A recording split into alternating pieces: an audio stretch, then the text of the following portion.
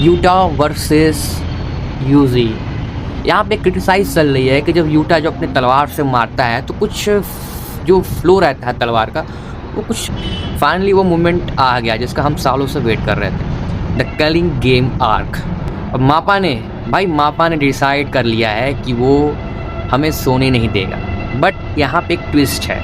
मैं ऐसे रैंडम में इंटरनेट जो है स्क्रॉल कर रहा था तो मुझे देखने को मिला कि लोग अभी बहुत डिसअपॉइंटेड हैं यूटा और यूजी के कुछ फाइट सीन्स को लेके भी कुछ डाउट्स हैं। मतलब लोग बोल रहे हैं कि और थोड़ा बेटर हो सकता है। तो इसको भी ब्रेक डाउन करेंगे और ओपिनियन। शिबुया इंसिडेंट के बाद हमें लगा था कि अब थोड़ा ब्रेक मिलेगा, लेकिन नहीं, मापा ने आते ही 5th गियर डाल दिए और चोसो भाई के बिग ब्रदर मोमेंट और उस जेनिन की सीईओ की जिसकी धुलाई देखकर कलेजों को थोड़ा ठंडक मिला। सबसे पहले बात करते हैं वाइब की। भाई नोटिस किया सीजन 1 और सीजन 2 से बिल्कुल अलग टोन है।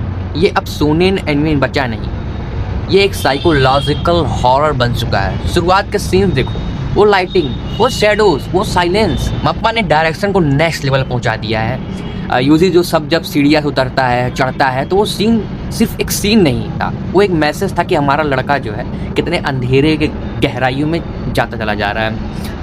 अब एनिमेशन की बात करें तो क्रिप शब्द भी छोटा पड़ जाएगा।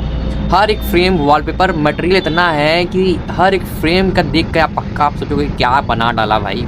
और खून मूवमेंट और इम्पैक्ट इतना हैवी फील हो रहे थे जैसे कि तुम खुद वहाँ खड़े हो कि ये चीज़ फील कर रहे हो भाई। सच में शिबुया जो डिस्ट्रक्शन हुआ उसका वेट तुम इन एपिसोड में फील कर सकते हो।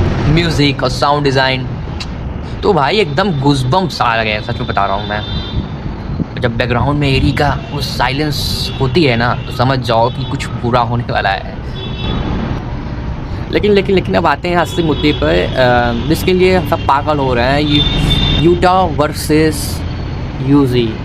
यहाँ पे क्रिटिसाइज चल रही है कि जब यूटा जो अपने तलवार से मारता है तो कुछ जो फ्लो रहता है तलवार का वो कुछ प्रेजेंटेशन उसका कुछ मतलब फ्लो अलग रहता है। बट मैं यहाँ क्लियरली बता देता हूँ गाइस, ये इसको कहते हैं रॉ फ्लूइडिटी। मतलब ये क्रिटिसाइज करने का नहीं है, ये इससे ये फील होता है कि मतलब जो ब्लेड है वो कितना तेज़ी से मूव कर रहा है। वो वन पंच जैसा नहीं कि दड़ दड़ कर रहा है, नहीं, गलत मत समझो। बात अब आते हैं कि भाई साहब इसकी एंट्री पे। भाई लिटरली मैं इसकी एंट्री में 3-4 बार देखा यूटा का। सच बता रहा हूँ, मेरे दिमाग की नसें उड़ गई थी जब उसका एंट्री हुई ना। तो चोसो को लगा कि साथ गोजो आ गया, क्योंकि यूटा जो है गोजो के आसपास का मतलब सॉर्सर रहता है, मतलब वो भी बहुत ताकतवर रहता है। और यहाँ पे फाइनल बॉस वाली फीलिंग दे रहा था। वो सीन याद है जब चोसो जेनिंग यूजी लड़ रहे होते हैं, सब अपनी फुल स्पीड में है, केओस चल रहा है और अचानक बूम, सब रुक गया, सब फ्रीज हो गया। क्यों? क्योंकि शेर आ गया था मैदान में, वो है यूटा भाई।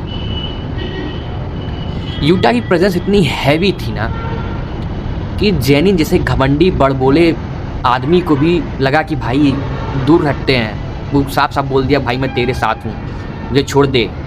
और चोसो को लगा कि अरे यार ये तो गोजो आ गया क्या। इसका इतना प्रेजेंस उसकी इतनी खतरनाक थी, क्या बोलूँ। मतलब सोच रहे यूटा का ऑरा, उसका कर्स एनर्जी इतना डेंस और क्रीपी है कि चोसो को भी लगा कि शायद ये गोजो वापस आ गया है। यूटा की आंखों में वो जो डेड लुक था ना जो मांगा में दिखाया गया था वो लिटरली एकदम मैचिंग था भाई। मांगा जो पढ़ रखे ना वो तो जान रहे हो कि इसका क्या अहमियत है।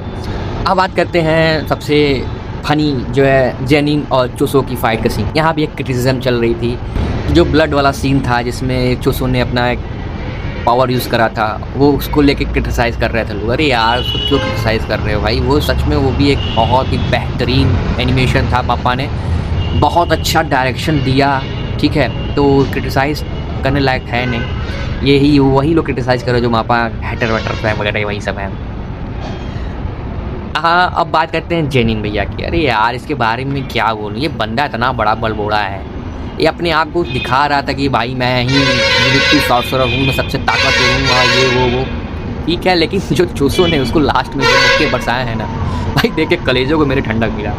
और हाँ, जो चोसो ने जो चोको दिया उसके मुँह में ना, जब भाई रीका आई भाई ख़त्म, मैं तो ख़त्म भाई। मैं तो एकदम देख के लिटरली मैं तो नाचने लगा भाई। रीका जब आती है ना ऐसे का कुछ भाई, और यूजी भाई के पास कोई चांस ही नहीं था कि वो बच सके।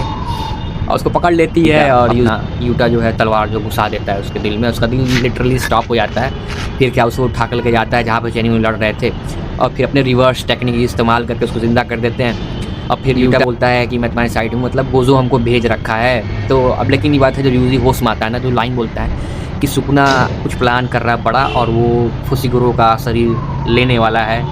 तो कुछ भाई ये चीज़ मुझे पता था कि ये चीज़ होगा कलिंग आर्क में, पहले ये एपिसोड 2 में होगा, ये चीज़ मैं नोटिस नहीं करा था। बाकी सब ठीक था, एक नंबर था। और आपको कैसा लगा पहला 2 एपिसोड कमेंट में बताना। और हाँ, चैनल सब्सक्राइब कर लो ना यार, ऐसी वीडियोस के लिए यार थोड़ा सा मेहनत लगता है बनाने में।